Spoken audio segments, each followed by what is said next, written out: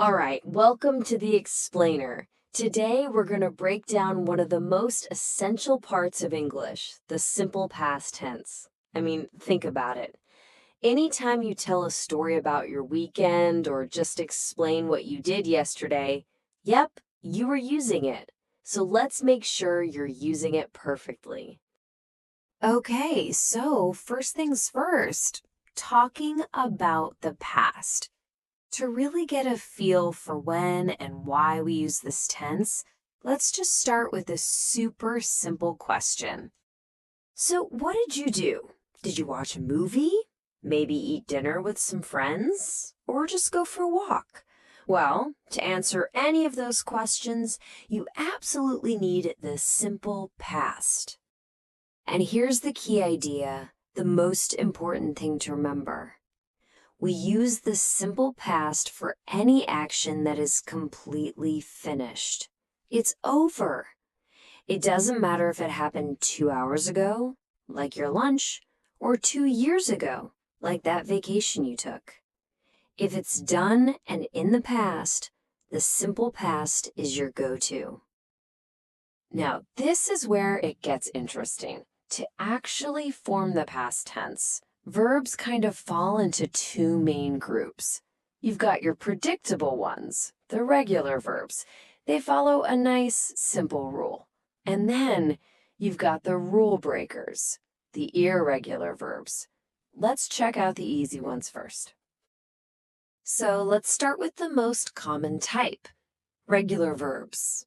I kind of think of them as the team players of grammar, because they all follow one very simple, very reliable rule. And you know what? The main rule is just so straightforward. You take a verb like watch, you stick ed on the end, and boom, it's in the past. Watched. I watched a movie yesterday. Simple as that. Now, the only slightly tricky part is just a few little spelling adjustments. As you can see, there are some specific rules for verbs that end in E or Y, but the most important thing is that these are consistent patterns. Once you learn them, you can use them for tons of verbs.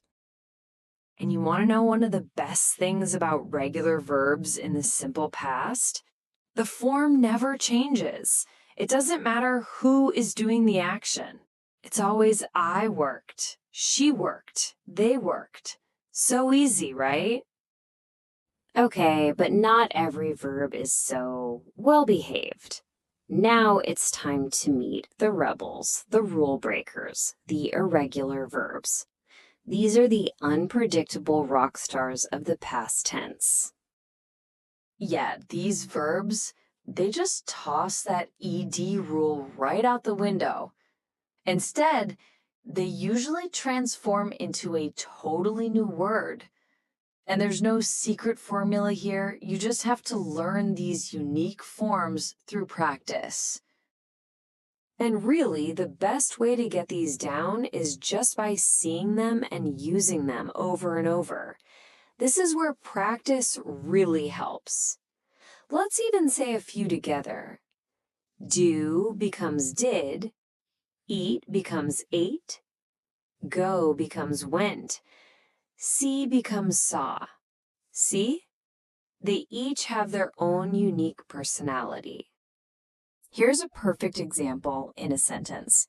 We would never, ever say, I speaked English, right? That just sounds wrong. Because speak is irregular, it changes completely into spoke.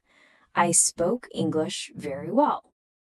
Now for the most common irregular verb of them all, to be. This one's a little special because it's the only verb with two past tense forms. We use was for singular subjects like I or he, and we use were for plural subjects like we and they, and also for you.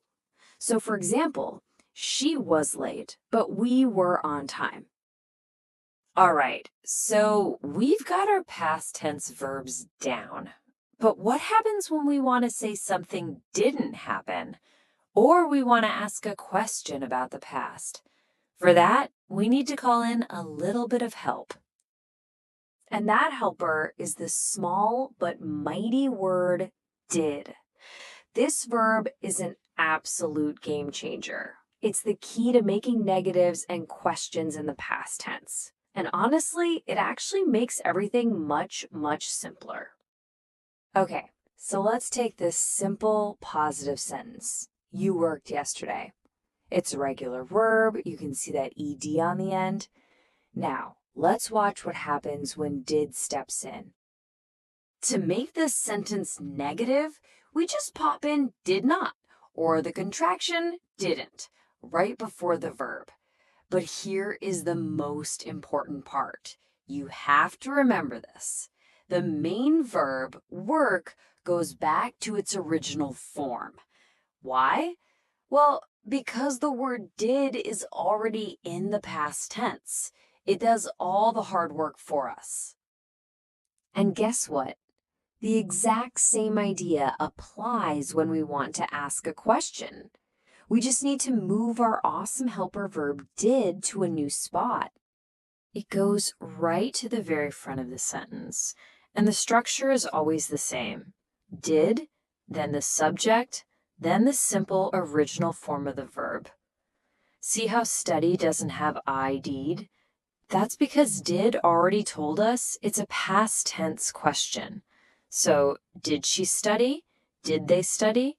It's the same easy pattern every single time. Okay, we have covered a lot of ground. So let's do a super quick recap of the key points from this explainer so you can walk away feeling totally confident using the simple past. It really just boils down to these four things. Remember what it's for. Finished actions. Know the two verb types, your regulars with ed and those special irregular ones. And finally, for negatives and questions, always, always remember your helper. Did. You know, the best way to really master this is just to practice. So let's try one right now. What's the past tense of see? Yep, you got it. It's saw. That's an irregular one. I saw a great movie. So now it's your turn. Tell me, what did you do last weekend? Use the simple past and let us know.